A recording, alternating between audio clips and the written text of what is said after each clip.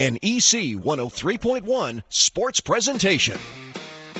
Eureka College Red Devils men's and women's basketball on EC 103.1. Brewer, corner triple, knocked down. Big shot there by Michael Brewer. This Red Devils broadcast is made possible by City Blue Technologies in Peoria, an Epson dealer serving Central Illinois with sustainable office printing solutions. By Potter Rentals in Gilman, Illinois, owned and operated by Ernie and Barb Potter, both Eureka College class of 1965.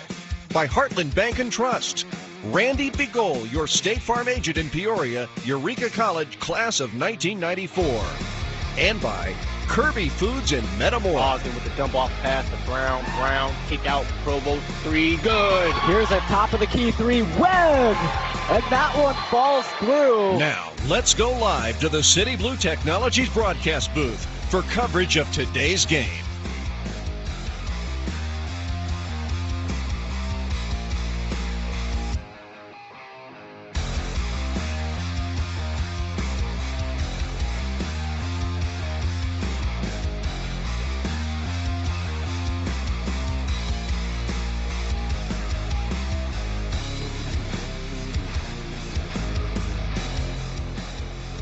We get ready for game 2 of the doubleheader. This time it's men's basketball. Again, Eureka on the road, getting ready to face the Westminster Blue Jays. We welcome you into the City Blue Technologies broadcast booth. Matthew Swan, my broadcast partner, Drew Donnell on the call. You are listening to EC 103.1. Drew, as we take a look, the Eureka Red Devils 4-15 overall, 3-7 in conference play. It's been a pretty good couple of last games for them as they remain just outside of the top 6 teams in the SLIAC. For context, the top 6 teams in conference play make the SLIAC tournament. The Red Devils behind Blackburn, they have the same record in conference play, 3-7. So a win here for Eureka will be very big. What are your thoughts, Drew? It almost seems like kind of the position that the Red Devils were in last year when I had the chance to come here and cover both the women and men's games. 2 big games here for the men and women. Unfortunately, if you were with us with the women's game, they ended up losing. But with the men, I'm excited to see how this men's game will play out here. The men are coming off of a really big win against Greenville and a big offensive explosion. We saw guys like Max Richardson really stand out in that game. He played a really big difference. Jackson Provost had a really good game. Micah Brewer was hot from 3 that game. And, I think it's going to take all 3 of those guys to really, really put this game into wraps. Yeah, it's always a good outing for the Eureka Red Devils whenever Micah Brewer is on his A game and connecting from beyond the arc. But as we take a look at Westminster, they're 6-12 overall, 2-7 in conference play. They are just behind Eureka in the SLIAC. They were predicted to come in 7th this year based on their 5-20 overall record, only winning 4 games in the conference last season. But, there's not really too much they can do this year. It's another one of those teams that they're in their development type of year. They're trying to rebuild. Both teams really are in a similar situation record-wise. But Eureka, they do have a lot more depth on their roster and a lot of the freshmen that we still have yet to really make an appearance. But as we look specifically at individual players, one that really stands out from Westminster is the sophomore, Jamil Johnson, who comes in averaging 12.8 points per game, the largest point per game average on the team.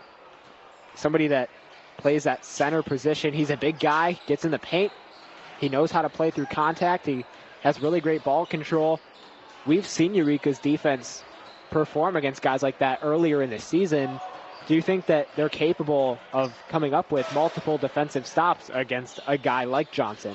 I think they are. I think they did a fairly decent job of, stopping Greenville. Greenville had a team that, they were, no joke when it came to the size differential. Greenville, it's going to be a 2 different styles of play here in these compared to last game. Greenville was a team where their defensive mindset was to, full court press, and, that allowed, guys like Richardson to kind of cheat down court and cherry pick a little bit. And, that's not really how the Blue Jays kind of run things. It's going to be a lot different, and they're going to have to, make smarter decisions, and they're not going to get away with some of the things that they got away with in the Greenville game. But I definitely do think that they can stop the Blue Jays. A lot of the team is the same from last year when I was able to come here.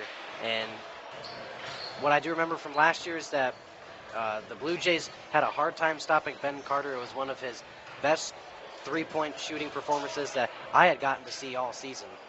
Yeah, this will be a really good game for both sides in terms of where they end up in conference play, but let's give Eureka some credit. Like you mentioned, coming off that win against Greenville, 130 points. Now, if you look at the defensive side, they also gave up 125 points, so it kind of cancels out.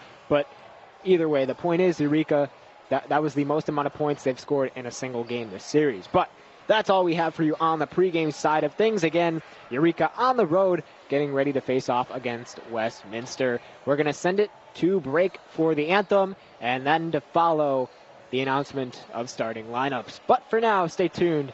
You're listening to EC 103.1, live from the City Blue Technologies broadcast booth. Eureka College basketball is made possible by City Blue Technologies of Peoria, an Epson distributor serving Central Illinois. City Blue offers Epson Precision Core heat-free printing as an alternative to laser printers. City Blue was founded in 1968 and serves more than 5,000 active customers.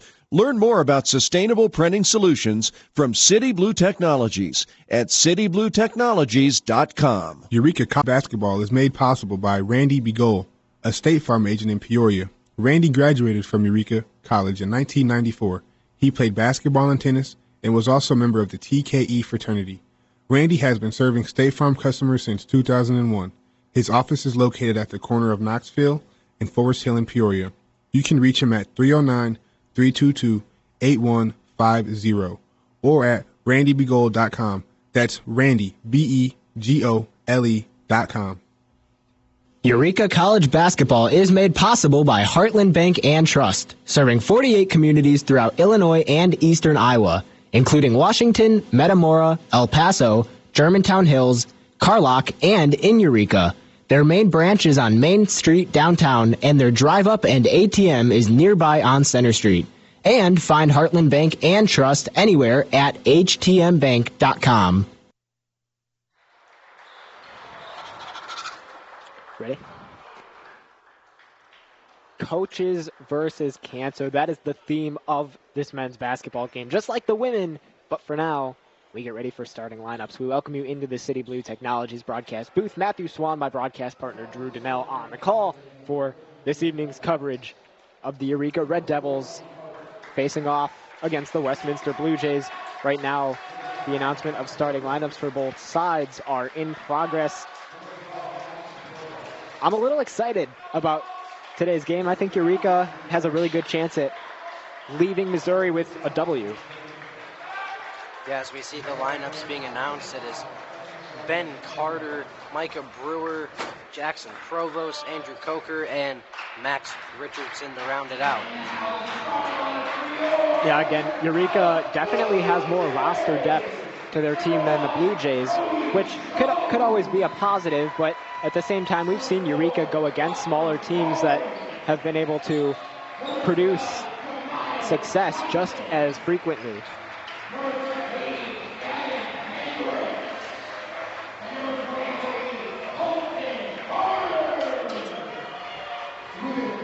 So the starting lineups for both sides, Drew, as you mentioned, for Eureka, Ben Carter, Micah Brewer, Jackson Provost, Andrew Coker, and Max Richardson. For the Westminster Blue Jays, Kobe Jones, Walker Goring, Jameel Johnson, Gavin Hendricks, and Colton Garner.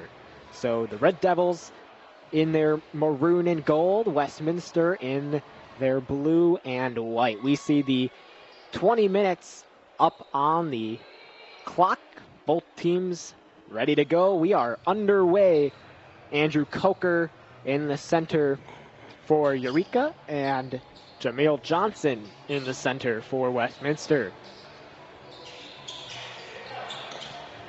Feel pretty confident about these Eureka Red Devils. They've been really consistent as of recent, and here we go. Ref lining up, ball in the air, tipped, and it ends up in the hands of Gavin Hendricks. So Westminster basketball, it's Jones over to Johnson. Great movement early on from the Blue Jays. Jones in the paint, stops his feet, standing still, kicks it, top of the key, Colton Garner. Ball now over to our left. Here's Goring, drifting around, shooting mid-range, and he knocks it down. Walker Goring gets the scoring started early, 2-0 Blue Jays. Micah Brewer with the basketball. We mentioned when Brewer is able to successfully knock down triples, it's guaranteed almost to be a successful game for the Red Devils. Coker beyond the perimeter, left wing, ball in the hands of Provost. Now Ben Carter, 5 on the shot clock. Brewer stops his feet through contact, fires it up, and nothing there as Johnson pulls down the rebound.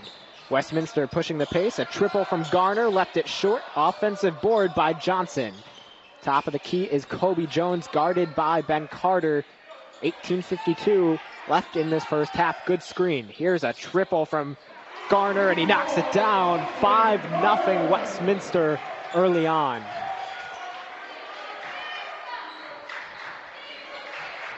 The Blue Jays have some extra motivation, again, playing in front of their home fans. Jackson Provost, top of the key, Brewer left wing, pump fake, gets inside the paint. Here's Coker, kicks it out. Open look for Richardson off the back of the rim, no good, and that should be Eureka basketball, and it is, as I believe that was Johnson who tipped it out of bounds. Well, not a full 2 minutes into this ball game yet, but Eureka still looking to add on to the scoreboard. Micah Brewer on the W, drifting over to his right. Coker getting in, driving to the basket, and he's going to be blocked by Johnson. Red Devils get the ball back. Provost in and out, no good on the triple. Very accurate shooter, just not able to bury that one. Here's Jones to the rim, right side, no good. Tried to go up with the left hand. Red Devils pushing the pace. Brewer inside the paint. Richardson from the free throw line, and he knocks it down, and Eureka gains their first 2 points of the afternoon. Yeah, I like the look so far that the Red Devils have had on offense so far.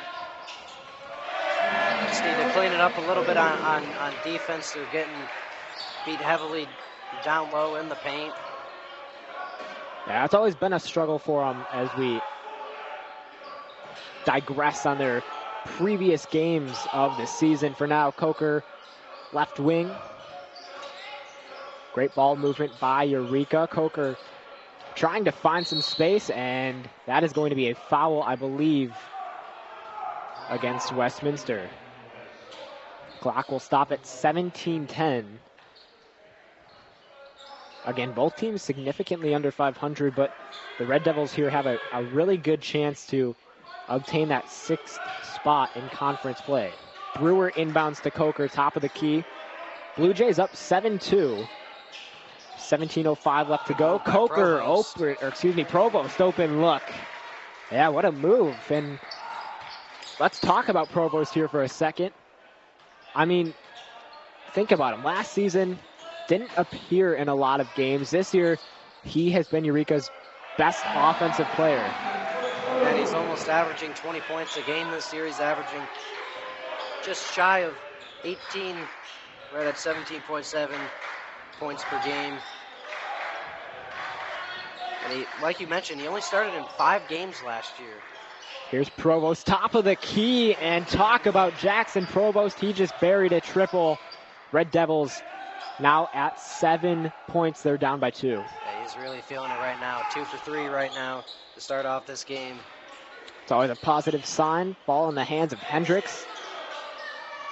Now it's Johnson. Pass across the court. Triple attempt for Garner. No good. There's Carter with the rebound. Coker doing a really great job at boxing out. Provost again. Good find. Richardson Pump fake under the basket, flips it over to the left corner. Carter for three, no good. Rebound pulled down by Garner. Goring, top of the key, nearly traveled. Garner, right hand floater, and the finish. 11 points for the Blue Jays. We're not even a full 5 minutes into this game. Yeah, we talked about Eureka's most recent home matchup against the Greenville Panthers and their ability to put up 130 points. Good pump fake, Coker. Here's Brewer behind the arc, and he knocks it down. Micah Brewer, his first triple of the evening. Yeah, good move by Provost. He's really done a good job of keeping the Blue Jays off balance. Done a really good job with his jabs and shot fakes. And there's a triple. Three-pointer for Walker Goring. You know, I don't feel as if a lot of people understand the physicality it takes to compete in this sport, as on that last offensive drive from Westminster, we saw Richardson in the paint boxing out, and he was getting elbowed in the face a little bit. I'm surprised there was no call. Jackson Provost knocking down the three ball. That is his second triple of the evening. He's up to 8 points. Kobe Jones into the hands of Garner. Goring. No look pass outside. Across the court, Garner inside the free throw line, and he knocks down the right hand floater once more. So that's seemed to be a common theme for Colton Garner in the early stages. Loves to drive to the basket, and he's really a one-hand kind of guy. Just nice control using that dominant hand. Coker, no good on the three ball. And a good fight by Carter. Offensive board from Carter. He goes up for three, and he knocks it down. Ben Carter, great job, able to transition on the floor. Yeah, he did a really good job. He started the play. Brewer did a really good job of fighting for that rebound, and Carter was in the right spot at the right time. Good defensive stop by the Red Devils there. Ball in the hands of Jackson Provost. Red Devils down by 1. Excuse me, they are tied up. Here's Brewer, high arc shot, left it short. Ball taken away by Kobe Jones. 16-16, 15 minutes left to go. Here's a mid-range shot, no good from Jones. And Brewer able to take it away. Just over 13 minutes left to go. Each team tied at 16. Here's Provost, kicks it over to Brewer. Coker to our right. Richardson inside the perimeter. He's going to hand it off to Carter. He goes up for three off the back of the rim. I like that, though. Carter, it seems he's becoming more comfortable shooting from behind the arc. Yeah, last year you could kind of tell he was just a little bit hesitant, more of a pass-first type of guy. But, you know, once he gets a couple of threes to drop, he gets another world of confidence in him. And you always love to see it because, you know, for a guy his size, a bigger guy who, you know, most people would probably use him to get a lot of rebounds, but he can really light it up from behind the three-point line. 12.5 left to go. Both teams tied at 16. Eureka takes a timeout. Stay tuned. We'll be back. You're listening to EC 103.1 live from the City Blue Technologies broadcast booth. Eureka College basketball is made possible by Metamora Kirby Foods. They are 100% employee-owned, with a deli, produce section, and meat department with its own in-house butcher. Metamora Kirby Foods is open from 6 a.m. to 9 p.m., 7 days a week. They are located on West Mount Vernon Street in Metamora. Get more information at kirbyfoods.com. But every time they knock down a three, they're getting beat down low or they're late. Ready? Both teams tied up at 16, 12.5 left to go here in the first half. We welcome you into the City Blue Technologies broadcast booth. Matthew Swan, my broadcast partner Drew Donnell on the call. Red Devils are showing some fight in this ball game against a very similar team, a team that is going through very common struggles throughout the course of this season. Drew, what have you liked from Eureka so far? Well, I've liked the confidence that they've had in shooting the three ball and taking it to the rim. Jackson Provost 3 for 4 in this game right now, 2 for 3 from three-point land. Love the confidence that I'm seeing from him. Love the confidence I'm seeing from Ben Carter. But, like as we were talking before we came back after that break, we mentioned, Chip Wilde is, a little bit frustrated with his team's play. And, I really don't blame him for being frustrated. Every time that Eureka tends to, get a three and really it seems like they're about to take control, they're getting beat in late and covering their guy on the outside of the perimeter. They're getting beat down low in terms of getting rebounds and late to fill in the paint. Yeah, that's very understandable. Red Devils able to make a great defensive stop there. Hopefully that will put them in more control. Provost, top of the key, attacks. Nice jump shot and the finish. Jackson Provost, 10 points for the junior. Coach Wilde going out with a slightly different lineup as DeMaje Moore is out there and Jonah Loff is out there. Yeah, and you know what? I actually like DeMaje Moore. He seems like he's ready for the moment. And I've seen him recently as well. He started to appear in a few more games, but he really is willing to just step up and perform. Yeah, and I think he really proved it and stepped up last game against Greenville. I thought we saw a couple of flashy dunks from him, and we just saw him distribute and move the ball around really, really well. And I think you're absolutely right in saying that to think that he's ready for the moment. He really, showcased it against a team who ended up winning the SLAC tournament last year. Yeah, I completely agree. And when we talk about a guy like DeMaje Moore, it's that roster depth from Eureka. And I know I've said this multiple times, but they just have so many guys on their roster that personally, as a broadcaster, it's not my business. But as a fan, I'd like to see more of these guys sub in and out. DeMaje Moore, in the early stages of this season, he was one of those guys. I picked him up early, had him on my roster, somebody that was always highlighted in my notes. And, I think Coach Wilde has done a very fantastic job at utilizing those bench players. And sometimes even, I believe Moore has even gotten a start or two. I would agree. And, I would also agree that, and you're right, that he has, done a good job of utilizing the bench this season. We've seen a lot of guys come in this year off the bench that we normally haven't seen. And we've also seen, some of the new transfers and freshmen get time off the bench as well.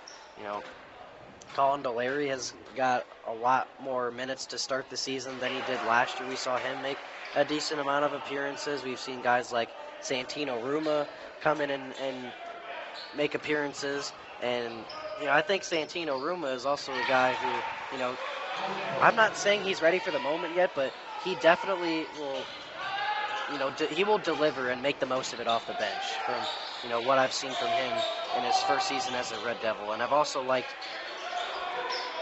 what I've seen from Nolan Kerr as well. Yeah, and speaking about Santino Ruma, boy, oh boy, just watching him in the pregame, have you ever seen him dunk a basketball? Yeah, he's got a really good frame and insane hops. Red Devils with possession. Both teams 18 points. Just over 11 minutes in this first half to go. Bounce pass to Provost, right side under the basket, and he's going to get fouled near the baseline. So 11 minutes on the clock.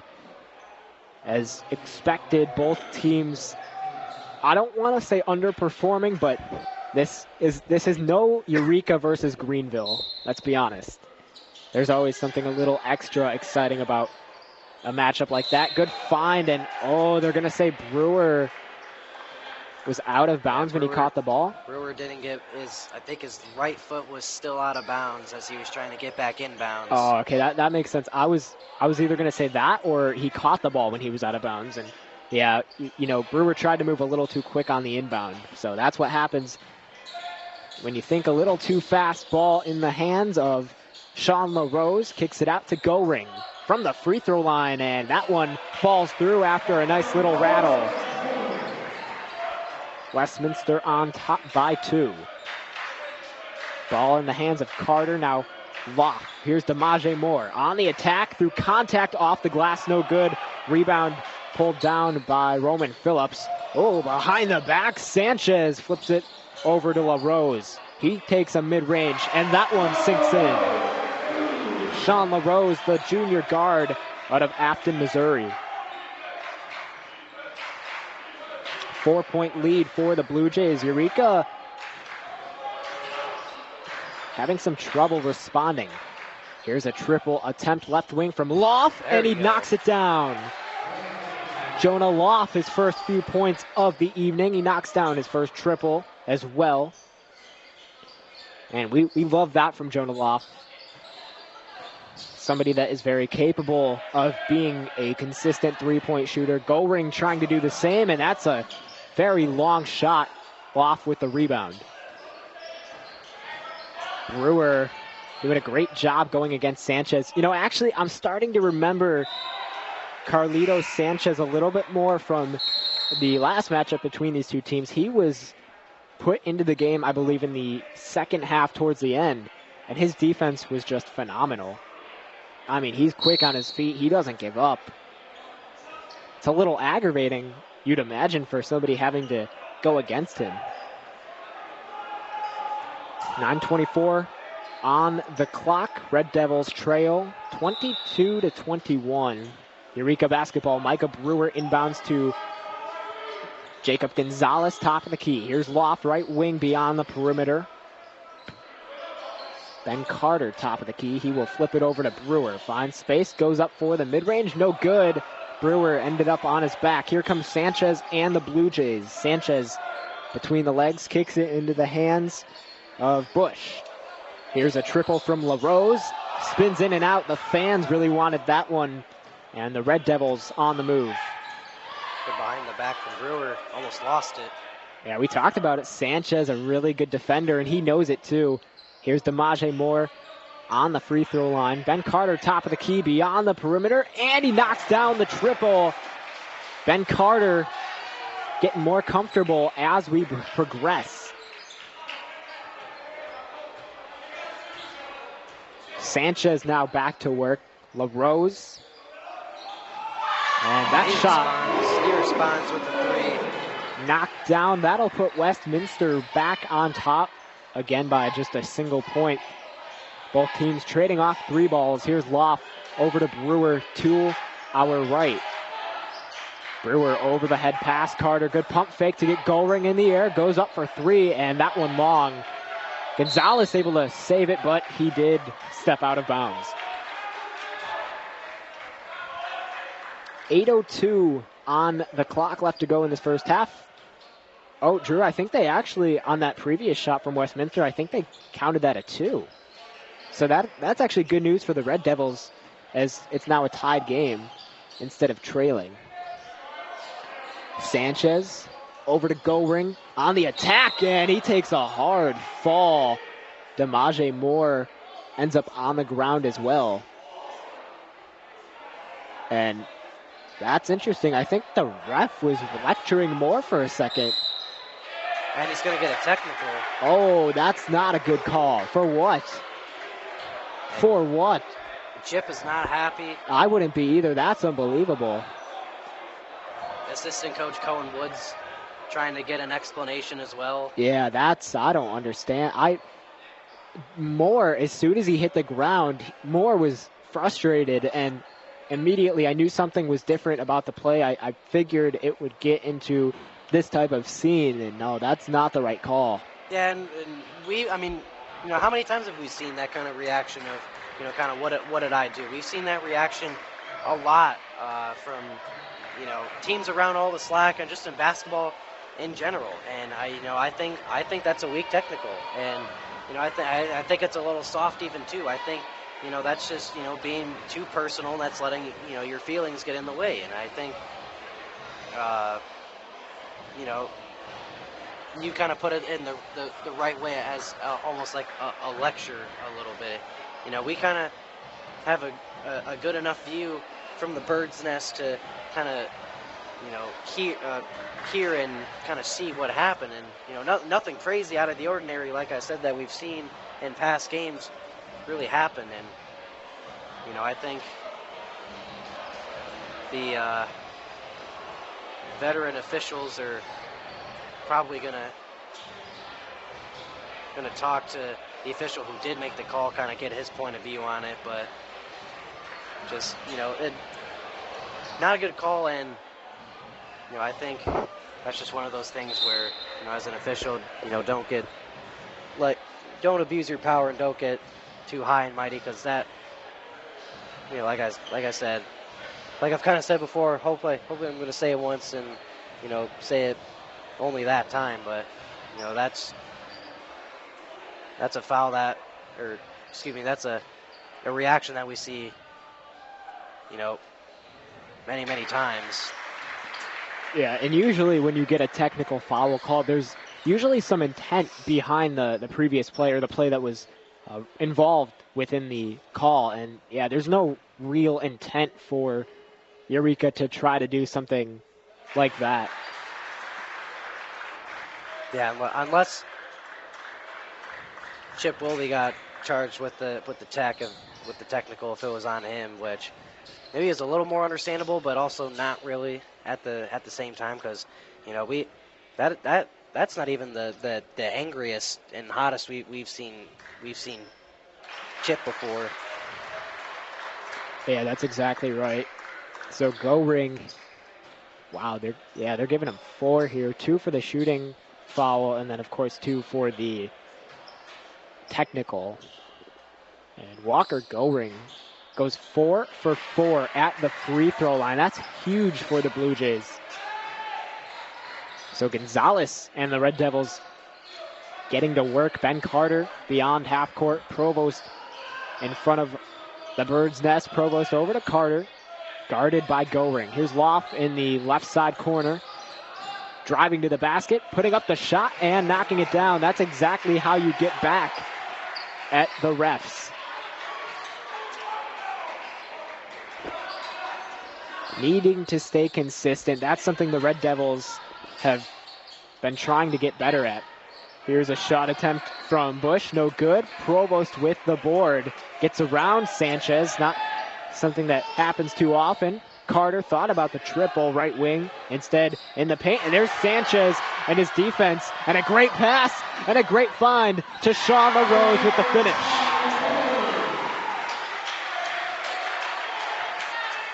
Yeah, you mentioned Ben Carter thought about shooting it, hesitated a little bit, couldn't really get control of his dribble again, and kind of went downhill from there.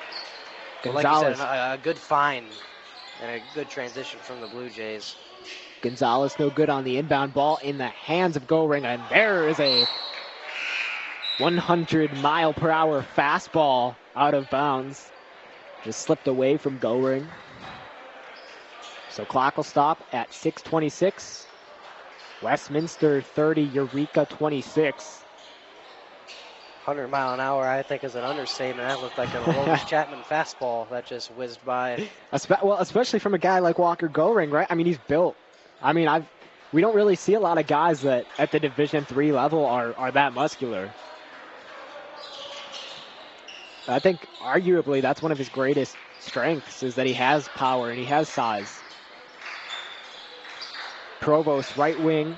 He's going to go up for the triple, and he knocks it down. Sriracha from Jackson Provost, as he is really feeling it from three-point land.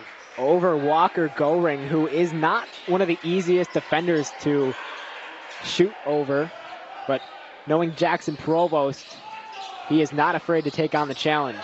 Open look for Hendricks at the rim, and he's going to get fouled, and he will be sent to the line. Eureka College basketball is made possible by City Blue Technologies of Peoria, an Epson distributor serving Central Illinois. City Blue offers Epson Precision Core heat-free printing as an alternative to laser printers. City Blue was founded in 1968 and serves more than 5,000 active customers. Learn about sustainable printing solutions from City Blue Technologies at citybluetechnologies.com. Gavin Hendricks averaging 5.2 a game, and he goes 2 for 2 at the free throw line. So Red Devils basketball, 5:45 left to play in this first half. There's Provost, no good. That was a bit of a long jump shot.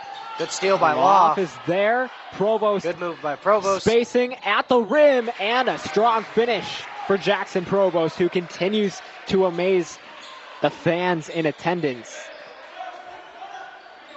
2-point game, Blue Jays on top. Jones wanted the triple, instead floats it over to Johnson. Goring under the basket, no good. Offensive board from Hendricks. Passes top of the key, Colton Garner.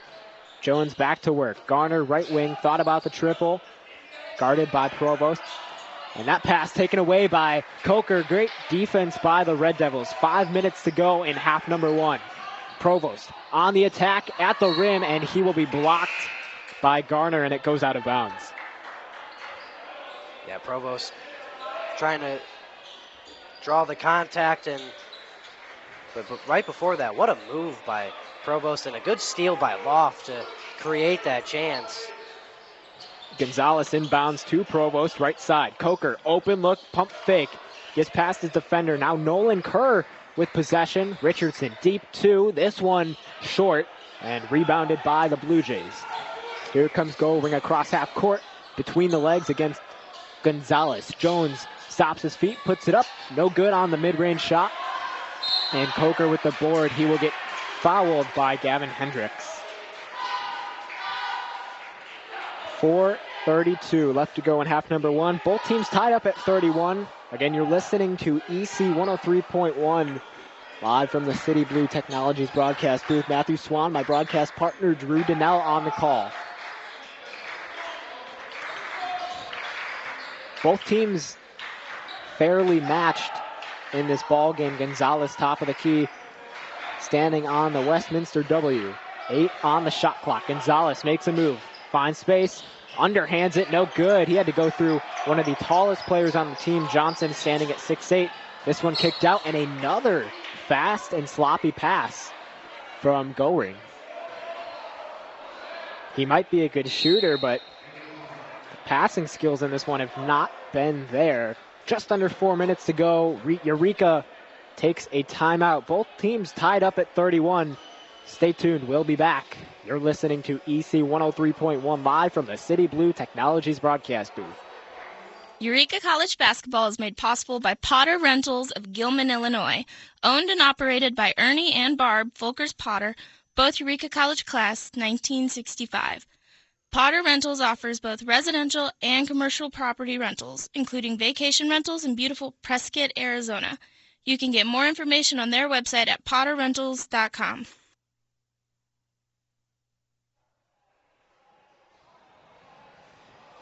Okay, we're back. Westminster 31, Eureka 31. We welcome you into the City Blue Technologies broadcast booth. Matthew Swan, my broadcast partner, Drew Donnell, on the call. You're listening to EC 103.1. Drew, both teams have played with the same level of intensity, the same level of physicality, and really, we haven't gotten anywhere from when that clock's had 20 minutes on it. Yeah, the Red Devils have been able to be just a tad more efficient from three-point land. That's kind of played a factor in why, with that intensity, this game is still knotted up at 31 apiece. And, I was kind of talking to you before we came back from break, is that I was not at all surprised that Coach Wilde called the timeout there, as they were lucky that the Blue Jays turned it over, and, we saw the last 2 possessions on offense, not the greatest looks for this Red Devils offense, so he kind of wanted to set the tone and regroup. Provost on the attack, pump fake under the basket, wow, and what the a finish. Bucket from Jackson Provost. Wow, he is unbelievable, and that puts Eureka on top by 2.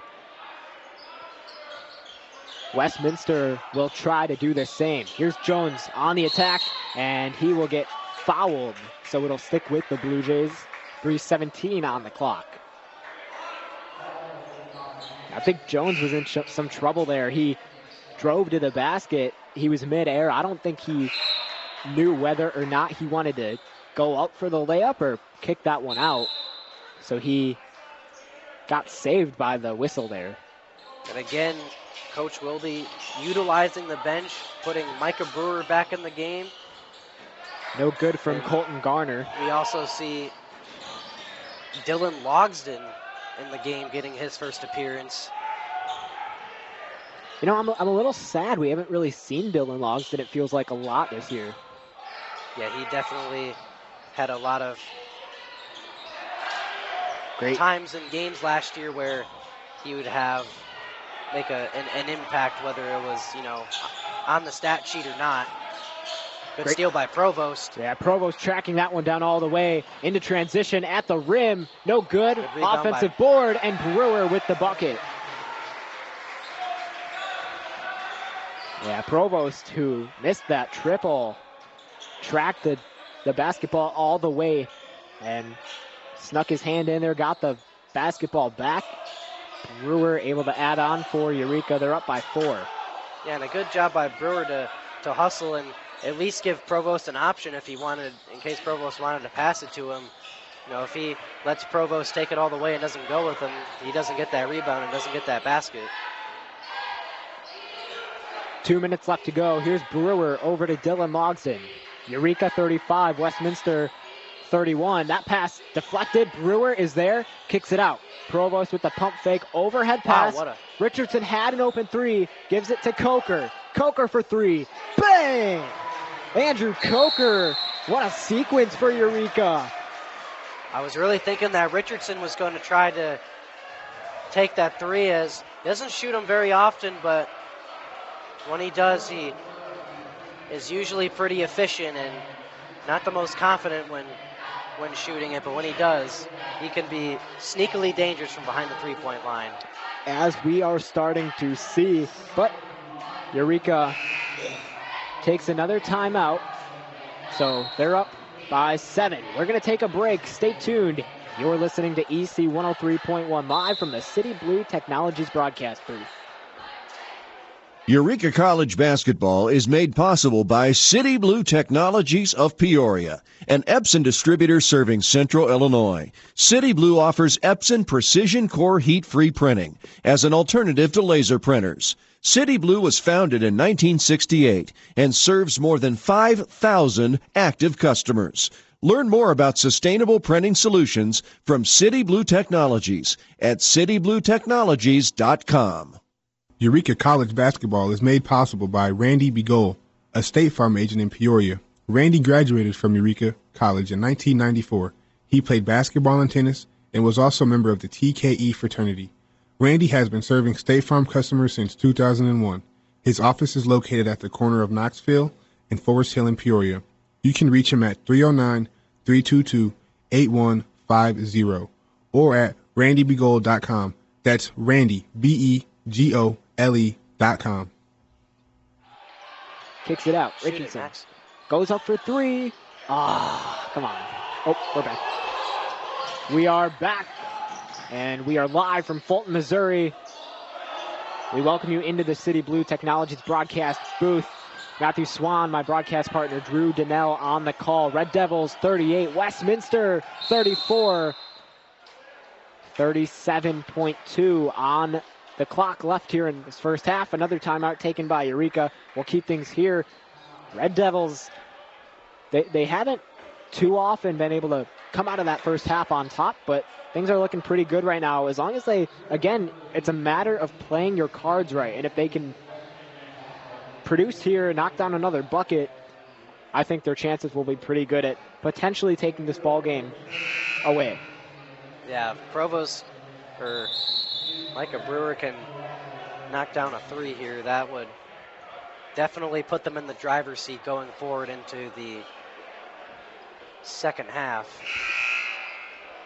Yeah, and we've talked about Brewer's previous experience at Eureka along with Dylan Logsdon, and Logsdon's playing time, Brewer's three-point shooting ability. It does feel like this year has been different. Like I said earlier, we haven't seen Dylan Logsdon a lot. And his twin brother, Blake Logsdon. Yeah, Blake as well. We haven't really gotten a whole taste of either. 30 seconds left. Good lob, and Coker unable to finish. It was there. Execution was not. Sanchez kicks it out. LaRose for 3, no good. Goring tips it into the hands of Bush. And the Blue Jays could hold on to it for the remainder of the half, potentially. Sanchez resets. Either way, the Red Devils will exit this first half on top. That pass tipped away, and that's a foul easily against Bush. Yeah, you cannot grab onto a player and tug him. As much as I know Isaac Bush was upset that he wasn't able to hurl in the basketball, but can't do that.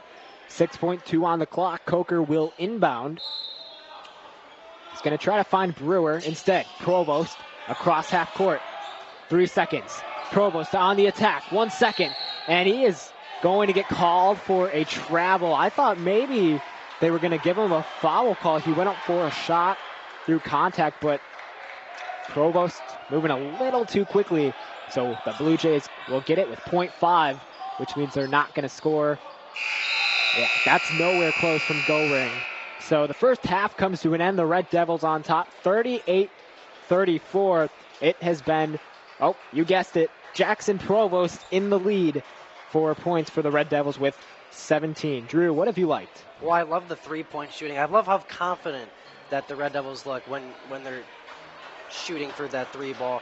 And, you know, I love how confident Jackson Provost is. I haven't seen him this confident since probably the first game of the season, Dominican. He was really feeling it in that game, doing whatever means necessary to put it, you know, get the buckets, and, you know, whether it was, you know, taking a deep three or drawing the contact and taking a big hit to make a play. And I love the ball movement, and, you know, how there's always a guy helping out another guy. We've seen a lot of times where, you know, a guy like Max Richardson or Ben Carter will be able to get that rebound, and they're able to reset and get a lot of buckets on second chance opportunities. Great point. But again, first half comes to an end. Red Devils 38, Westminster 34. Stay tuned for upcoming second half coverage right here on EC 103.1, live from the City Blue Technologies broadcast booth.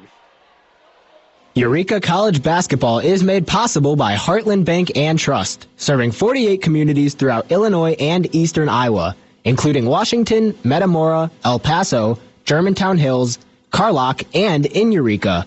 Their main branch is on Main Street downtown, and their drive-up and ATM is nearby on Center Street. And find Heartland Bank and Trust anywhere at htmbank.com. Eureka College basketball is made possible by Metamora Kirby Foods. They are 100% employee-owned, with a deli, produce section, and meat department with its own in-house butcher. Metamora Kirby Foods is open from 6 a.m. to 9 p.m., 7 days a week. They are located on West Mount Vernon Street in Metamora. Get more information at kirbyfoods.com. Eureka College basketball is made possible by Potter Rentals of Gilman, Illinois. Owned and operated by Ernie and Barb Folkers Potter, both Eureka College class 1965. Potter Rentals offers both residential and commercial property rentals, including vacation rentals in beautiful Prescott, Arizona. You can get more information on their website at potterrentals.com.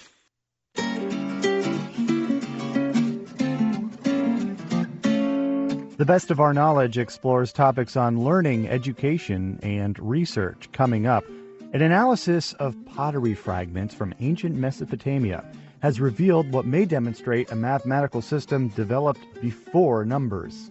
And in the absence of federal funding, a new proposal hopes to create a hub for biomedical research. I'm Lucas Willard, host of The Best of Our Knowledge.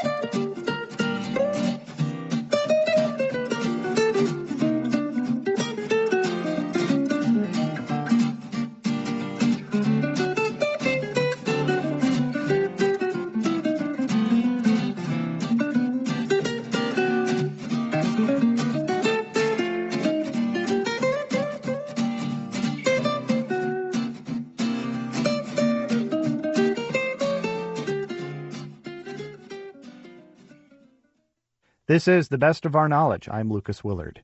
Amid steep cuts in federal funding through the National Institutes of Health, medical research institutions are left seeking ways to protect staff, clinical trials, and the cultivation of breakthrough scientific advancements.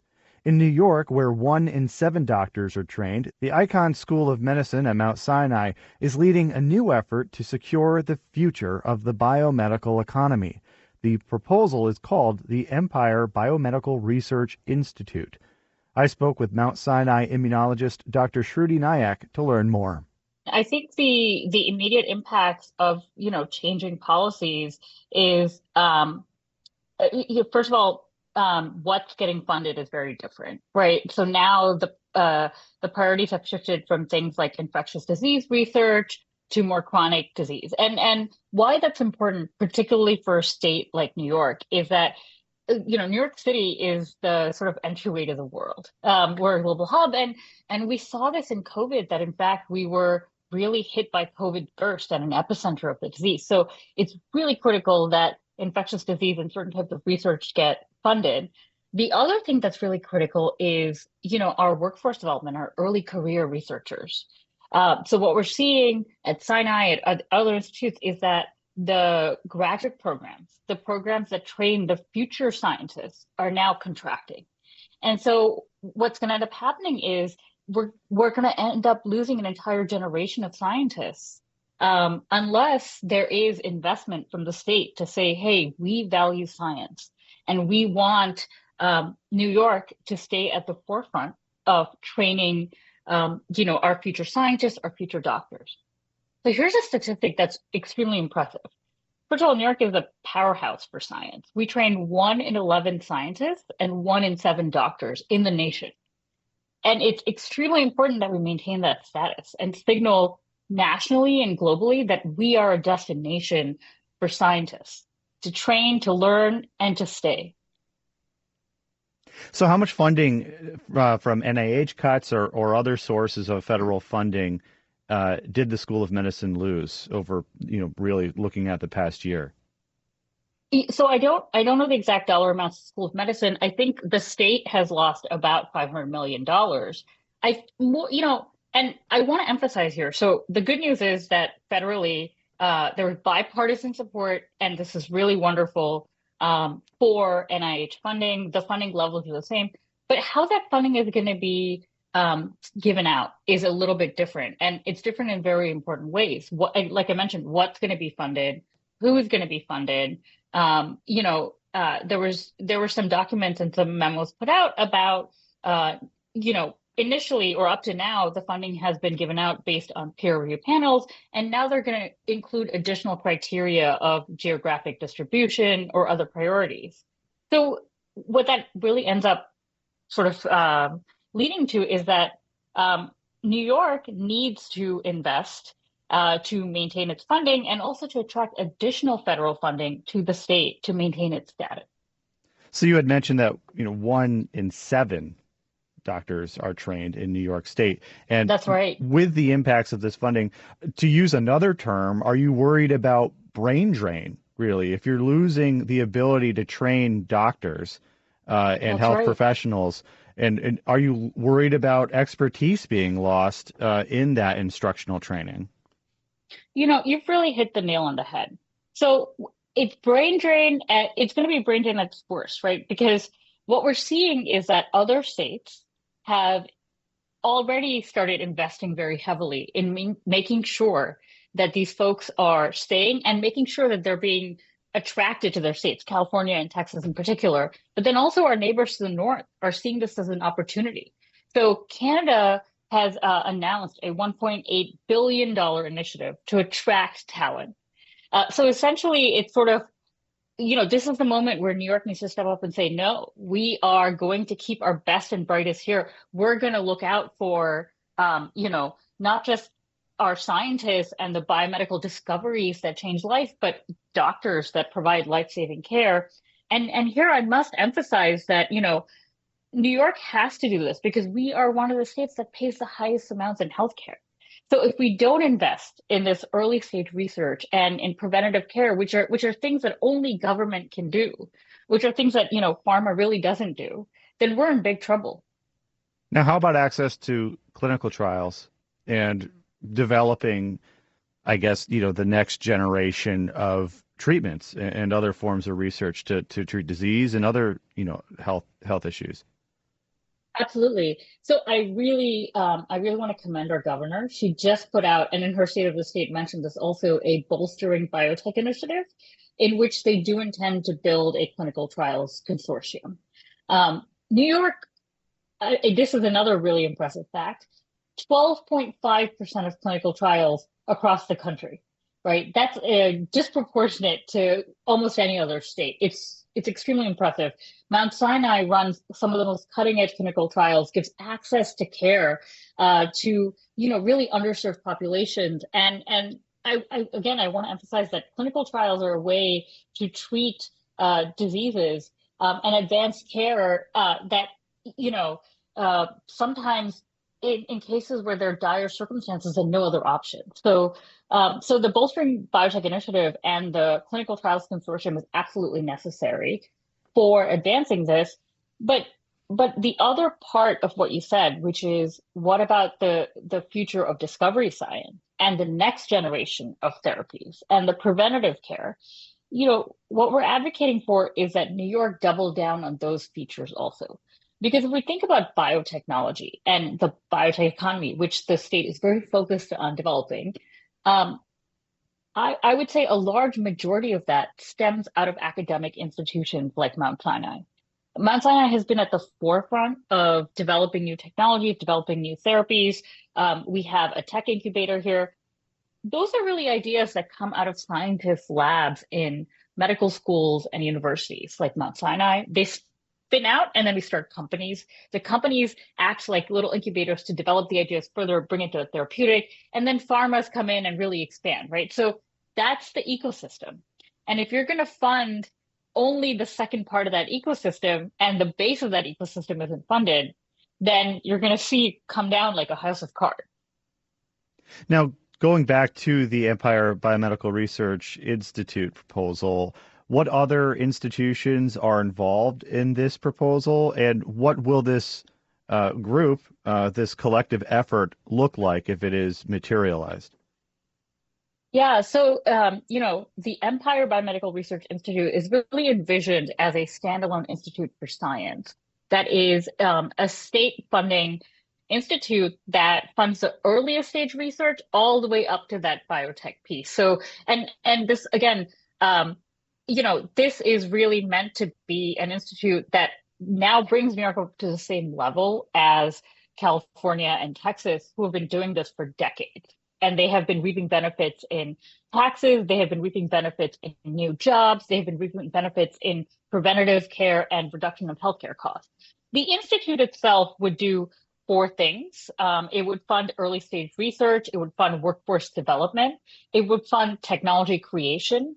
And I think one of the things that's really, really important here is that it would bring together the entire ecosystem of New York. So upstate, downstate, Long Island, and really connect it to harness the power of scientists across New York.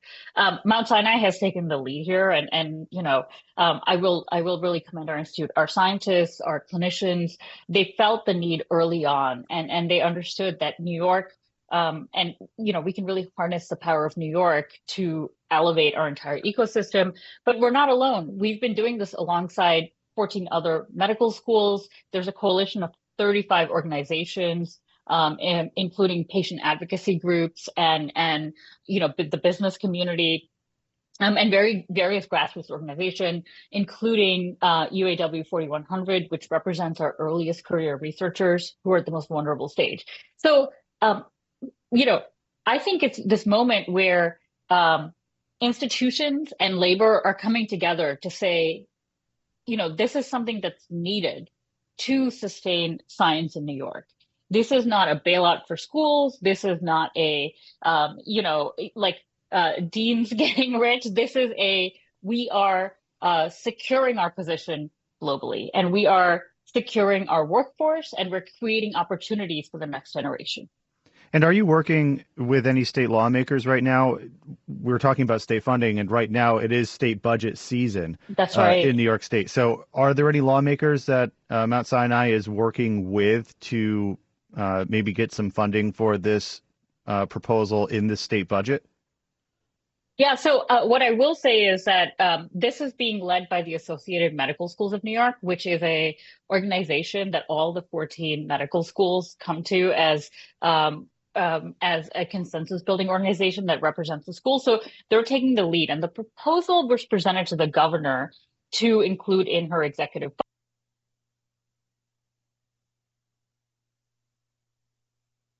Eureka College basketball is made possible by City Blue Technologies of Peoria, an Epson distributor serving Central Illinois. City Blue offers Epson Precision Core heat-free printing as an alternative to laser printers. City Blue was founded in 1968 and serves more than 5,000 active customers.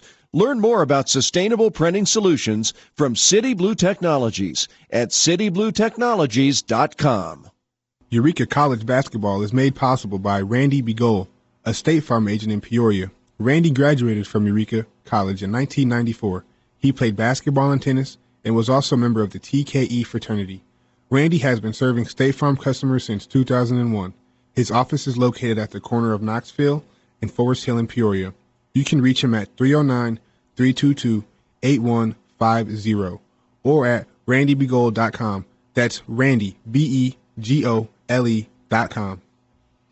Eureka College basketball is made possible by Heartland Bank and Trust, serving 48 communities throughout Illinois and eastern Iowa, including Washington, Metamora, El Paso, Germantown Hills, Carlock, and in Eureka. Their main branch is on Main Street downtown, and their drive-up and ATM is nearby on Center Street. And find Heartland Bank and Trust anywhere at htmbank.com.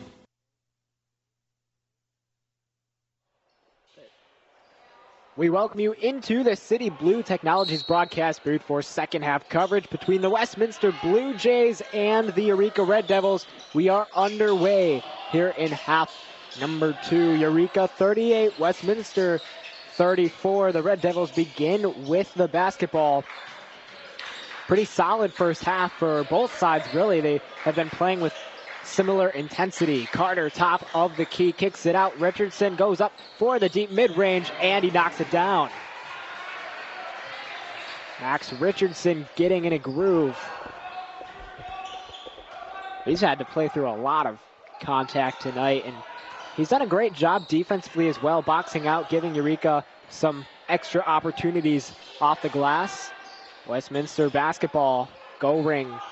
Now ball into the hands of Hendricks. He goes up with the right hand. No good on the shot, but he gets fouled. Eureka College basketball is made possible by Potter Rentals of Gilman, Illinois. Owned and operated by Ernie and Barb Folkers Potter, both Eureka College class of 1965. Potter Rentals offers both residential and commercial property rentals, including vacation rentals in beautiful Prescott, Arizona. You can get more information on their website at potterrentals.com. Hendricks, attempt number 2, and he knocks that one down. 19-12 left to go in this second half. Micah Brewer crossing half court, drifting to our right. Coker, top of the key, will go left. Carter stands beyond the perimeter. Bounce pass, good cut from Provost, and the behind the back pass is taken away by Garner. Here come the Blue Jays. Go ring, steps out of the perimeter. That one hit Hendricks in the face. Brewer on a fast break attempt, and a block offensive board from Coker, and the 2 points are counted. Very interesting sequence of events. We've really had a lot of those interesting sequences this game, this doubleheader. There's a pass over the head of Johnson, I believe, who was the intended receiver. No, it'll stop the clock at 18:28.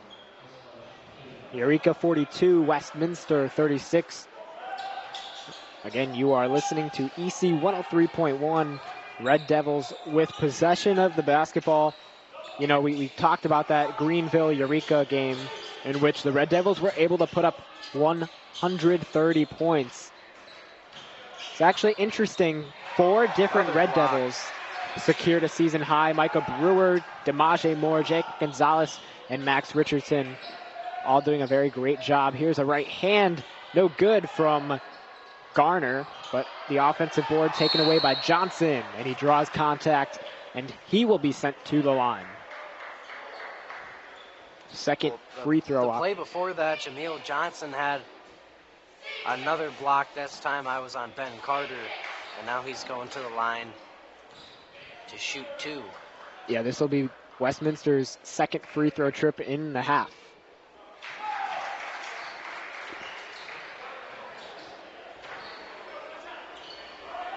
One thing I was thinking about when we were going into halftime is that I don't think the Red Devils really get enough credit for how smooth their ball movement is. They are definitely a team that can move the ball efficiently, and I think because they haven't had as much success this season as they did last season, it's not really being talked about as much, and I think that it should be, because it's definitely been on display so far this game, and it also was in the Greenville game as well.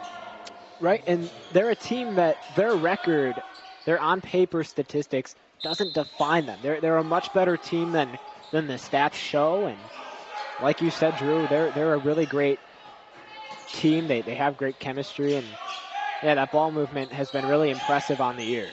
Richardson pump fake to the left of the basket, stops his feet. He's spinning around and is forced to kick this one out to Provost. 2 on the shot clock. Provost, late shot, and that one nearly falls through. Offensive board by Coker, in trouble, and he's going to be blocked as Johnson just slams that one away. Here's LaRose on the other end, and Provost, good steal by Provost, takes it away. Great job by Eureka to stay calm and remain in the drive. And a foul against Westminster. Man, a lot has happened in a matter of about 2.5 minutes. Jameel Johnson's gotten 3 blocks, and I was waiting to see if Coker would try to either put it up immediately or just hang on to it and reset and work it around the perimeter.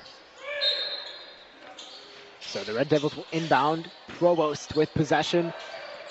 Kicks it out into the hands of Coker, who drifts to his left. Here's Brewer. Finds Richardson in the perimeter. Brewer on the move. Step back. Goes up for 3. No good. And it's Johnson with the rebound. Go ring up the floor. Drifting to his right. Now it's Garner. Good ball movement. Go ring. Open triple. And off the back of the rim, it's Ben Carter with the basketball. I think both teams have transitioned into a more communicative possession, if you will, here in this half. We're seeing a lot more direction from the center. Coker on the attack, no good. Had to fight through a couple of Blue Jays players. It's LaRose, top of the key. Overhead pass. Here's Goring. Bounce pass to Johnson in the paint. Kicks it out. Garner for 3, no good. And the offensive board is saved by Sean LaRose. Goring, another good find. Pass tipped, and Carter up with the ball. And Here's Richardson slams it down. Max Richardson. We've seen a few dunks from him in these past couple of games. Yeah, the defense collapsed because of the steal at the other end with Ben Carter, and I want to say Provost was also in there. And as you mentioned before, Max Richardson had a handful of dunks against Greenville, and defense left the paint wide open because they were lost in transition. Red Devils up comfortably. Brewer nearly lost the basketball. Finds Coker in the paint. He's spun out. He's going to fight through contact. Knocks it down, and the foul. Andrew Coker. Talk about stepping up. Red Devils, 46 points for the Crew. And that will force the Blue Jays to take a timeout. They're getting a little off balance here in half number 2. And we will send this one into a break. 14:57 left to go. Eureka up by 6. Stay tuned. You are listening to EC 103.1 live from the City Blue Technologies broadcast booth. Eureka College basketball is made possible by Metamora Kirby Foods. They are 100% employee owned with a deli, produce section, and meat department with its own in-house butcher. Metamora Kirby Foods is open from 6 a.m. to 9 p.m., 7 days a week. They are located on West Mount Vernon Street in Metamora. Get more information at kirbyfoods.com. Like, any dunk is impressive. Yeah. Don't see it too often. I wish we had like a guard or something a little smaller that could really get up there. Yeah. We welcome you into the City Blue Technologies broadcast booth. Andrew Coker is really making an impact on this ball game, and that was very much needed, I feel like, for the Red Devils to get even more comfortable. We welcome you into the City Blue Technologies broadcast booth. Matthew Swan, my broadcast partner, Drew Donnell on the call.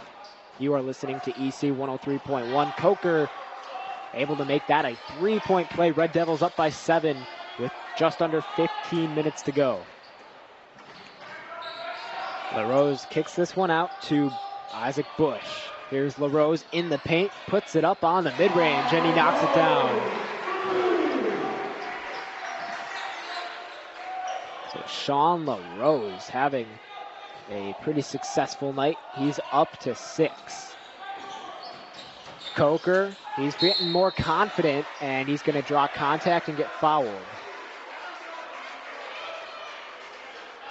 Yeah, you can see Ben Carter talking to Coker right now and instructing him, I believe, where Carter is standing, but he also made a motion with his hands almost saying, do that again or keep doing that. Yeah, I think Carter is picked up something on the defense, and he's, you can see that he's relaying the message to Richardson, Provost, and Brewer. Maybe he sees a flaw in the defense, and wouldn't be surprised. The defense for the Blue Jays has been scattered around, kind of lost and trying to figure out, where to go and where to fill in. LaRose over to Bush on our right. Sanchez pump fake with the pass. Kicks it out to Goring. 12 on the shot clock. Goring back to work. Now it's LaRose. He goes up for 3 off the mark, and the board taken away by Carter. Here comes Brewer. Red Devils pushing the pace. Provost nearly lost it, and it'll be tipped out of bounds, I believe, by Bush. Sanchez down there as well in the pile. Got to make sure you don't spill those concession snacks. I was going to say, don't drop the popcorn down there. Well, what do I care? It's not my school. Not my gym. Brewer looking to inbound. He finds Gonzalez. Over to Brewer, and that is a foul against Sanchez. Yeah, and Sanchez, that always confuses me. Players, we've seen that how many times this season where they foul. It's a clear foul, and they always make the case, I didn't touch him. I think a lot of that just kind of comes with emotion. Yeah. And as Chip Wilby, as always, vocal and instructing what he wants to run as Gonzalez lost control of the ball. Yeah, Sanchez again, great defense, and LaRose gets fouled. 13:46 left to go. Again, Red Devils still up by 7 points. Eureka College basketball is made possible by Heartland Bank and Trust, serving 48 communities throughout Illinois and eastern Iowa, including Washington, Metamora, El Paso, Germantown Hills, Carlock, and in Eureka.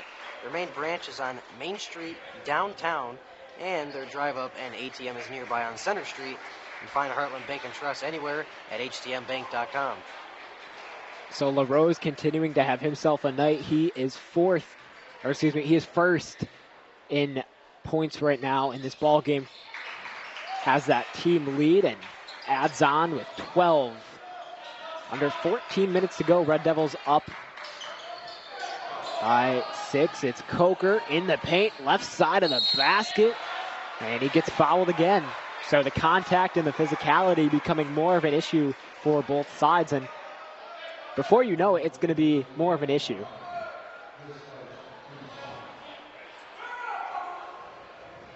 So more utilization out of the bench as Jacob Gonzalez he came in about a minute and a half ago. Now Demaje Moore into the game as Coker sinks the first of 2 free throws.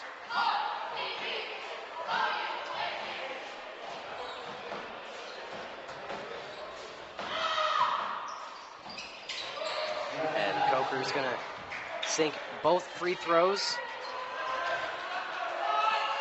13:30 left to play.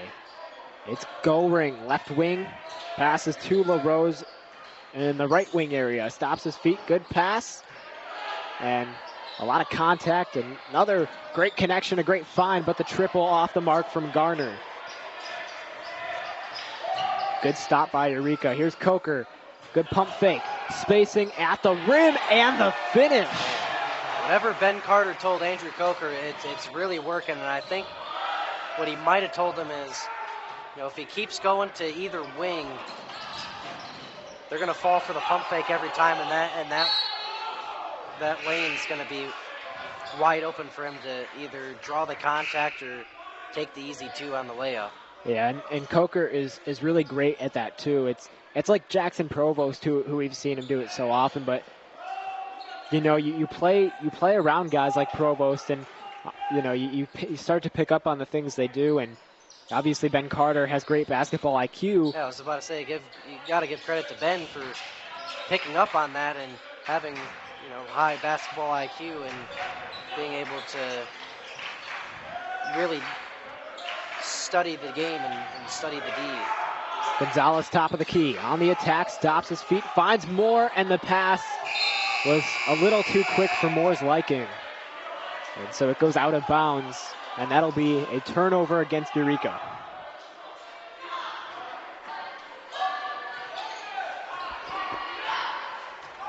Just under 12 and a half to go. Sanchez with it. Finds Garner, guarded by Brewer. Great D by Eureka. Goring, open 3 from the left wing, and he buries it. Walker Goring finally connecting from behind the arc after 4 different attempts. And that will make Westminster feel a little bit better about that point deficit. Ben Carter over 2 more. Finds Coker, 2 hour left in the corner. Here's Brewer. Nice catch and shoot off the front of the rim. Offensive board no good as Goring comes up with the basketball. Triple from LaRose is short. Gonzalez is there.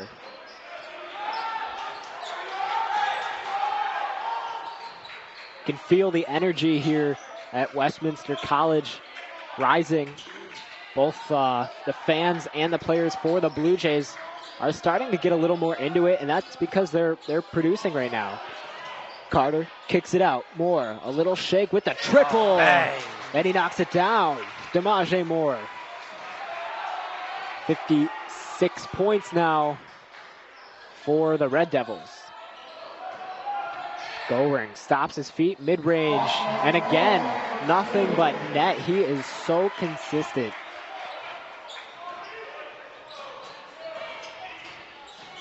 I like this, though. Both teams playing at a really smooth pace. Not a lot of clock stoppages, which, in my opinion, is always better. I like to see the teams battle it out in a more natural way rather than constantly having to foul. Demaje Moore again.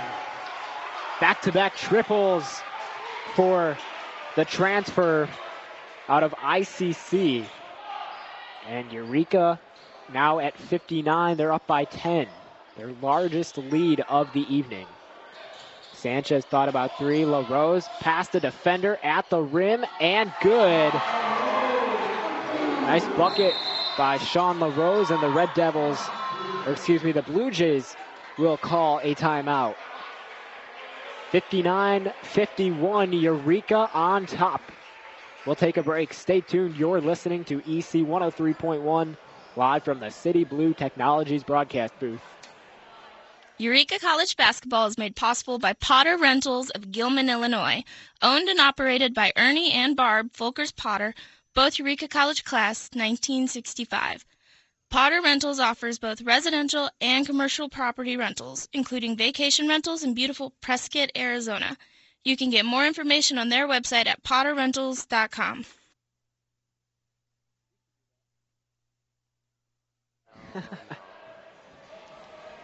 We welcome you back into the City Blue Technologies broadcast booth. You are listening to EC 103.1. Matthew Swan, my broadcast partner, Drew Donnell on the call.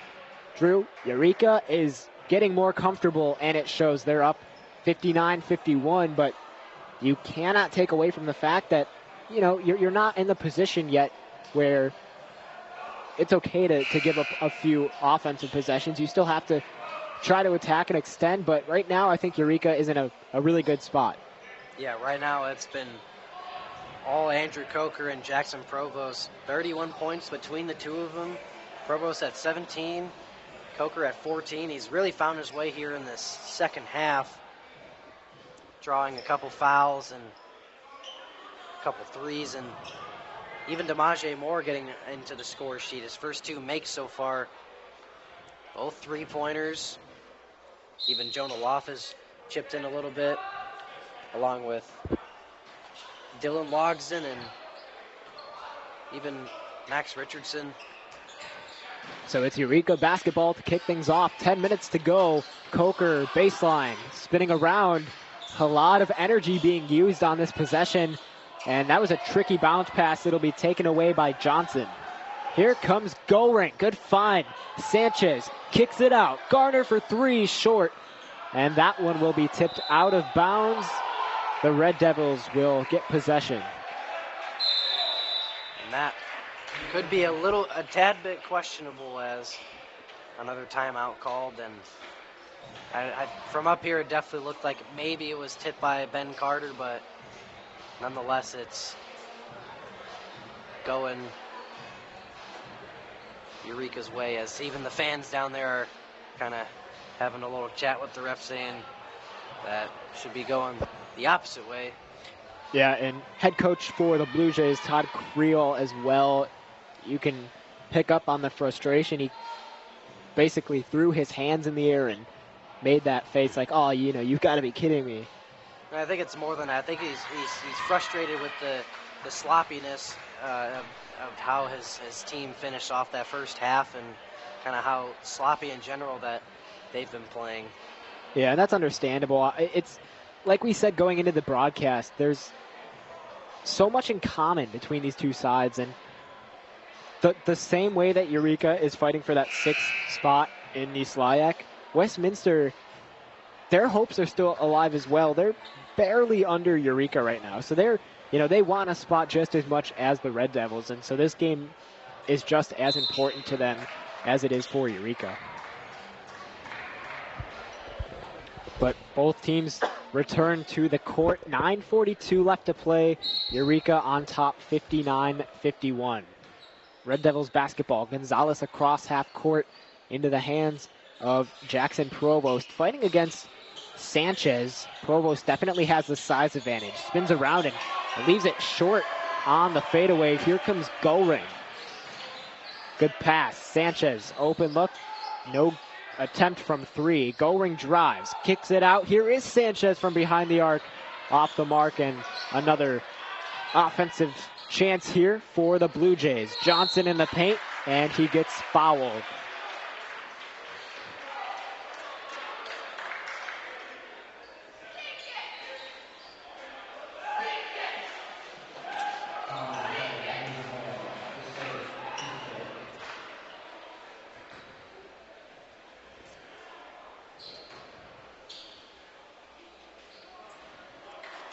Johnson misses his first attempt at the line, and he was all over the court in the first half with 3 blocks in the matter of just about 5 minutes.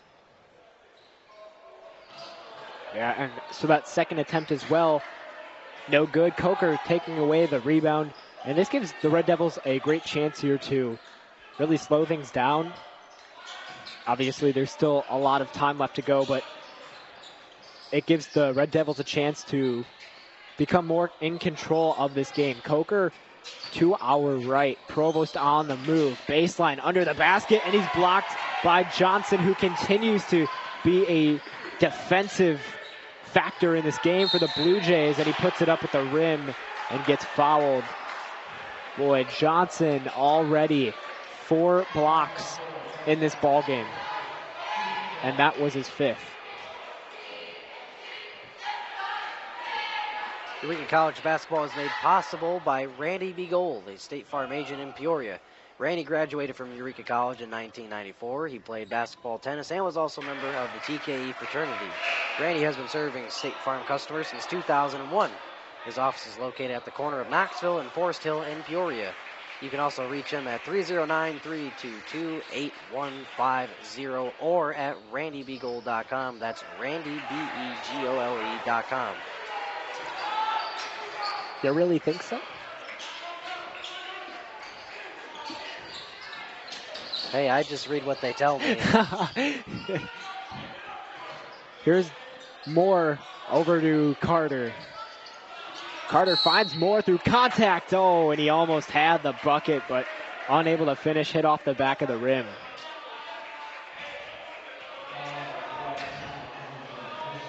So DeMaje Moore looking to add on, trying to put his stat sheet to 8 points now, as he's at 6, as we mentioned. First 2 buckets coming off of 3-pointers. You know, Drew, you know what we need to do is, you ever see those reels of broadcasters, like their top 10 best moments of the year? We got to put one of those together. That might be a job for you. I'm not, not too hot on the editing editing portion of things. That would be fun. 8:22 left to go. Red Devils trying to extend from the free throw line, and Moore able to sink that second attempt. 60-51. It's LaRose up the floor. Finds Goring in the right wing. Not a lot of dribbling from the Blue Jays up to this point. Good defense by Provost. Goring, right wing for 3, off the mark, and Carter pulls down the basketball. And Provost taking his time as he crosses the W, understandably so. Gonzalez finds Carter. Yeah, and there's more of the communication being displayed. Here's Provost for 3, no good. Tipped out of bounds by Johnson.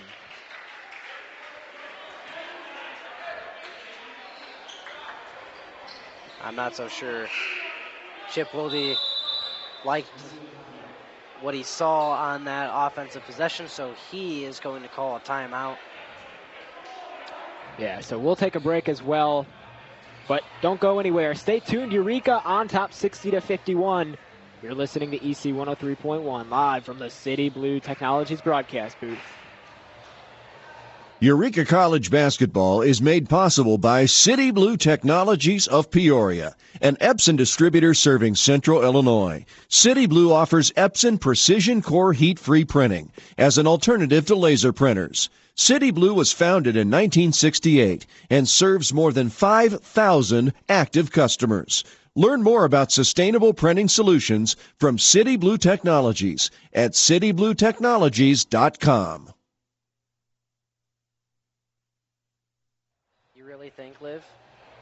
Yeah, Liv, you really think so? You think?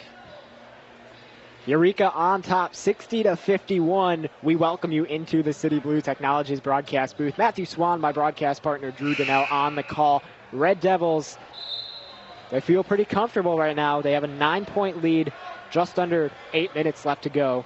Drew, Eureka, they have the capability of performing pretty successfully on offense, but right now it's their defense that is really more of the focus, the emphasis of struggle. What needs to be done for the Red Devils here?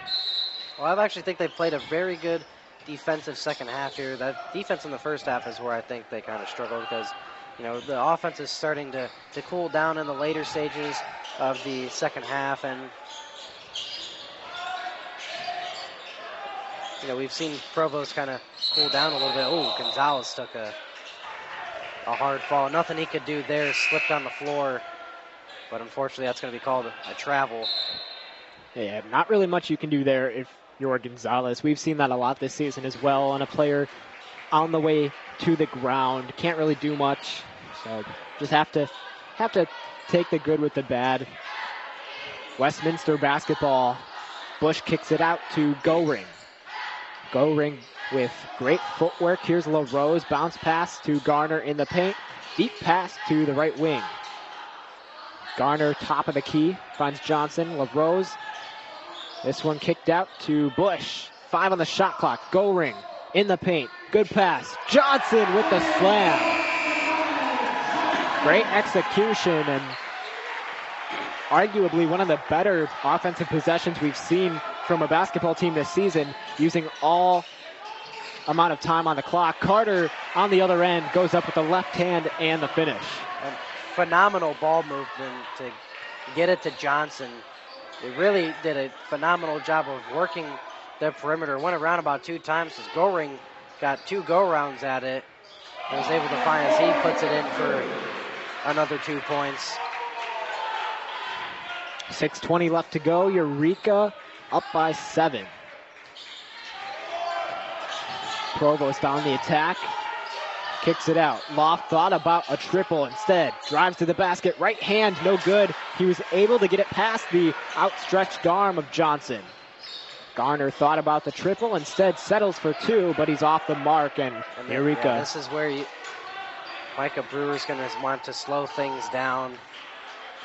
Yeah, I think that's always a good reminder, especially, and he's signaling towards his team. Jonah Loft was maybe going to come up and set a screen. He kind of told him to stay back and regroup. Loft, bounce pass. Provost stops his feet. Maybe got away with the travel there. Brewer, 5 on the shot clock. Stops his feet, and he's going to be blocked by Garner. And Carter gets called for a foul. I thought maybe he was not going to get the whistle there, but clock stops at 5:28. Red Devils 62, Blue Jays 55. And they miss Loft wide open beyond the 3-point line on the wing. He was wide open. You could kind of see him with his hands calling for the ball. And instead they went to the opposite wing to Brewer. Yeah, another instance there as Bush thought about the 3 and hesitated. And it'll be Johnson going up for 2 instead. And now all of a sudden it went from a 9-point game to a 5-point game. So getting interesting here in the final 5 minutes of this game. Yeah, as our good friend Kareem would always say, this is crunch time. This is really where we start to see what both teams are made of. LaRose for 3, and he knocks it down from the right corner. Sean LaRose, and he is pumped up.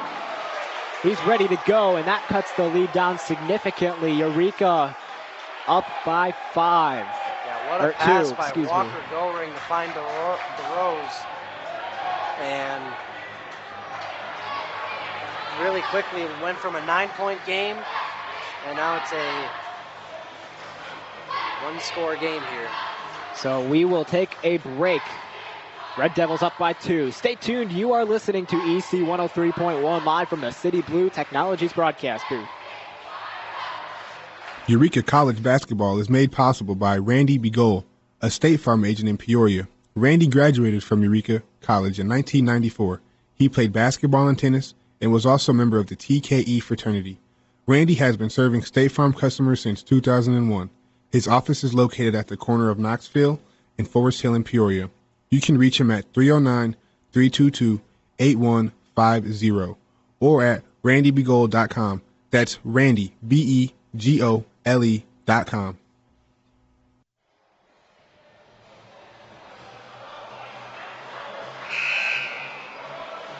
The Blue Jays making a comeback. They are down by only a single possession. We welcome you into the City Blue Technologies broadcast booth.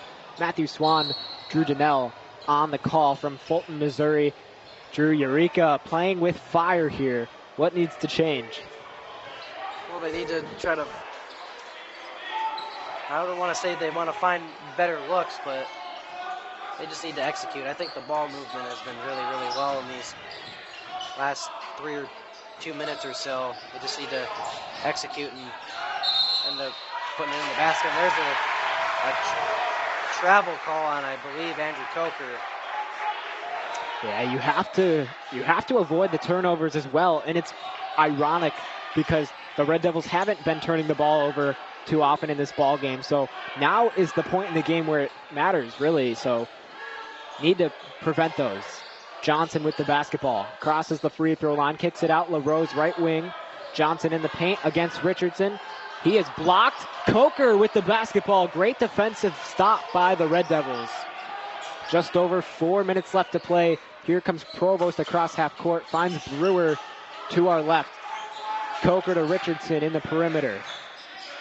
And Coker ends up on the floor. A lot of confusion. Richardson needs to do something. 10 on the shot clock. Stops his feet again. He's going to have to put it up. And Johnson, block number 6 of the evening. Provost, pump fake. Provost, triple. Good. Big time players make big time plays. Jackson Provost. Jackson Provost puts the Red Devils up even further, 65-60. And we approach the 3.5-minute mark. Here's Garner for 3, off the mark. Offensive board from Isaac Bush. I thought he was blocked. They're going to say Carter got his hand in. That'll send Bush to the free throw line. Eureka College basketball is made possible by Metamora Kirby Foods. They're 100% employee-owned with the deli produce section and meat department with its own in-house butcher. Metamora Kirby Foods is open from 6 a.m. to 9 p.m. 7 days a week. They are located on West Mount Vernon. Metamora Kirby Foods is located on West Mount Vernon Street in Metamora. Get for more information at kirbyfoods.com. Well, we talk about players who are ready for the moment, and Jackson Provost is always ready for the moment. He wants all the glory, all the fame, and that'll definitely help. 5-point lead for the Red Devils. In a possession where it looked like it was disastrous, is confusion with Richardson. He looked like he hesitated to shoot it and then didn't know where to pass it, didn't know where to go with it, really didn't know what to do with it. And then time was running out and took the shot and rejected away. I think it was, I want to say it was Jameel Johnson with the block, and Brewer ended up finding Provost in the corner and a much needed 3 to give themselves a little bit of an extra cushion. Yeah, we've had a lot of interesting sequences here tonight, to say the least, and fortunately that one ended up as a positive gain for the Red Devils. So we return with 3:21 left to play. Eureka 65, Westminster 60, and it's Bush at the free throw line.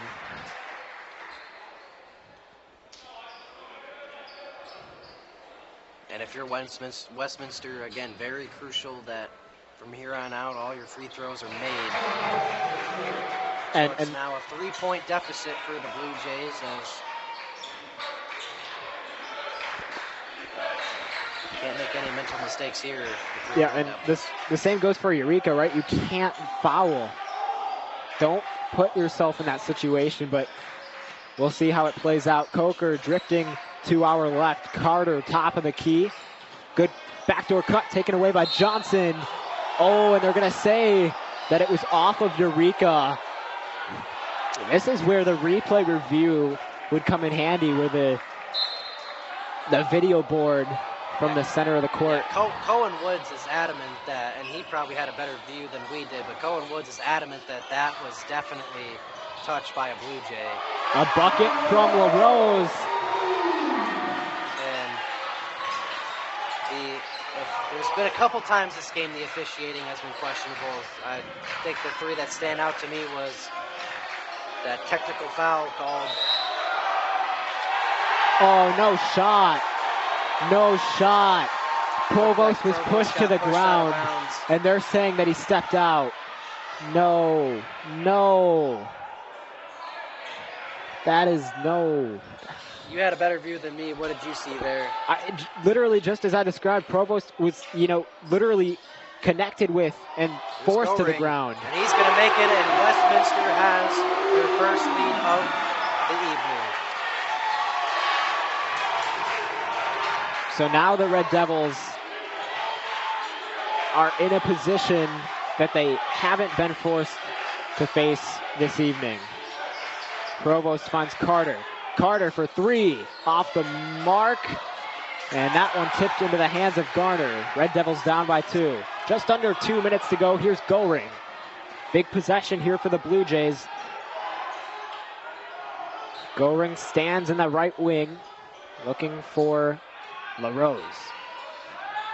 Garner on the move, under the basket, no good. Carter pulling down the basketball. Eureka, just over a minute and a half to go. Here's Brewer, who's the guy for Eureka that will step up.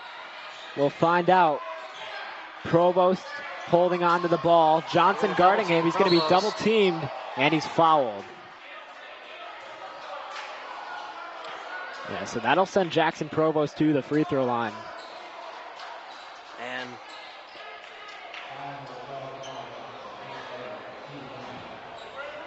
we've talked about it before. After a lot of games, road games, home games, we'll see Jackson Provost in the Reagan shooting his free throws.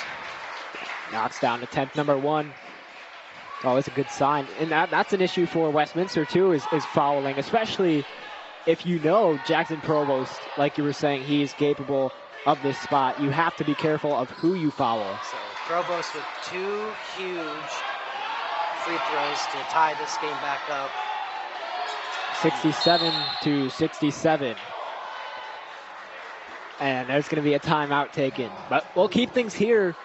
Both teams tied up. 1:15 left to go. Big possession here for the Blue Jays, and big defensive rotation here for Eureka. Yeah, and I don't believe that any Red Devil is in that huge of foul trouble. And that has been an issue when it comes to late in the game. Yeah. No, that's totally fair. And yeah, you have to just be careful about that. And really for both sides, like I was saying, it's always tricky when the game comes down to who can make their free throws, because it's a matter of, one day you're on your A game, the other day you're feeling a little off. So it really just depends on the moment and the situation.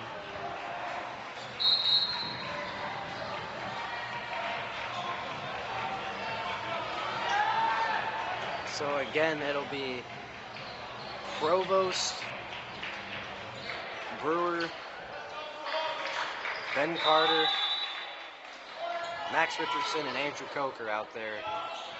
Goring inbounds to LaRose, who stands to the right of our view. Johnson in the paint kicks it out. Goring on the attack. Johnson, and he will get fouled. Didn't look like much contact. And we've seen Johnson go through much harder contact and it not be called. Well, and see, and that raises the question, and Drew, I'll ask for your opinion on this.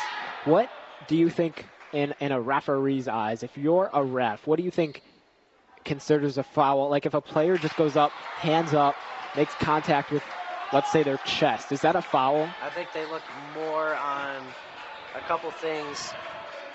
If you're moving, if you're not moving, and planted, not planted, and obviously if your hand kind of swats and makes contact. So Johnson not able to connect from the free throw line. Huge. Yeah, Eureka still tied up at 67. Provost left wing, and Coach Wilde will call a timeout. 49.2 seconds left to go. Both teams 67 points. I think that's a smart decision there from Coach Wilde. Yeah, he felt the pressure, the immense pressure by the Blue Jays. Wanted to kind of clear their heads, calm his guys down, and kind of give a mental reset and a breather for his guys as there's under 50 seconds to go in this game. So the Red Devils and the Blue Jays discussing this over. Again, another huge chance really for both sides.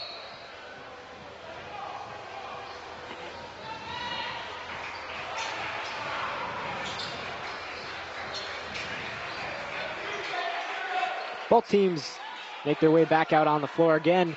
You are listening to EC 103.1. Matthew Swan, my broadcast partner, Drew Donnell on the call. Eureka basketball. Brewer inbounds to Provost. We're probably going to double team Provost because he's been the hot hand tonight. Coker in the paint, through contact, puts it big up. Big time players make big time plays. Andrew Coker, we've seen him step up to the moment and rise to the occasion several times tonight. There's a deflection, but LaRose recovers. 30 seconds left to go. Eureka up by 2. Wait. I think that should have been a travel. He lifted his pivot foot up. I don't know about that. Tied game, 69-69. Eureka basketball, they can hold on to it for the remainder. And again, Coach Wilde with the timeout. Drew, we've had a few of these games on the year with one team holding on to the ball for the final possession, and they've been tied with their opponent. Is this for Eureka, do you see this being maybe a last-second bucket, or is this an overtime game? This is what can decide the game here. I mean, with 16.4 seconds, shot clock will be turned off. This is really what will decide the game here. And, and we've seen in the past with Eureka, either tied or down by 2, where they have not been very successful in last shots of the game and setting up a play. So 16.4 seconds left. Both teams tied up at 69. Westminster back on the court. Eureka breaking from their huddle. It'll be Eureka basketball. Jackson Provost will inbound. Interesting that they might be looking for Brewer. That's what I'm thinking. It's Brewer that is inbounding it. They're going with a different look here and going with Provost. Yeah, because like you said, they know that Provost is going to be heavily guarded and by Sean LaRose. 10 on the clock. Coker at the rim, and he draws Big contact. Time foul by Andrew Coker. He has been an absolute menace to deal with on the court. Yeah, that's huge for the Red Devils, and that'll send him to the line. Big spot. I'm more confident with that. I'd rather see a player go in the paint and get fouled than try to have to feel like all the pressure's on them and have to make a more difficult shot. And Westminster's going to call a timeout, maybe to ice Coker a little bit. And once again, 2 big free throws coming up for the Red Devils. Yeah, I mean, it feels like, man, we always say it, but games that, end in the free throw situation, they're always so difficult. And I really do love the decision to not go for the 3 and go with Coker, because he's been able to slip behind defenders. They haven't been able to pick up on him or transition well in guarding him in the paint. And even if he misses it, he's been really good at drawing the foul, so it's a win-win. He either goes to the line for 2 or it's a 3-point play.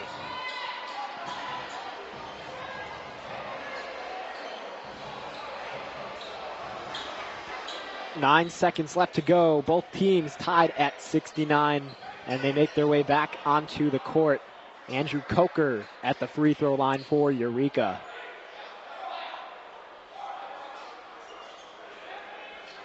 So, here we go.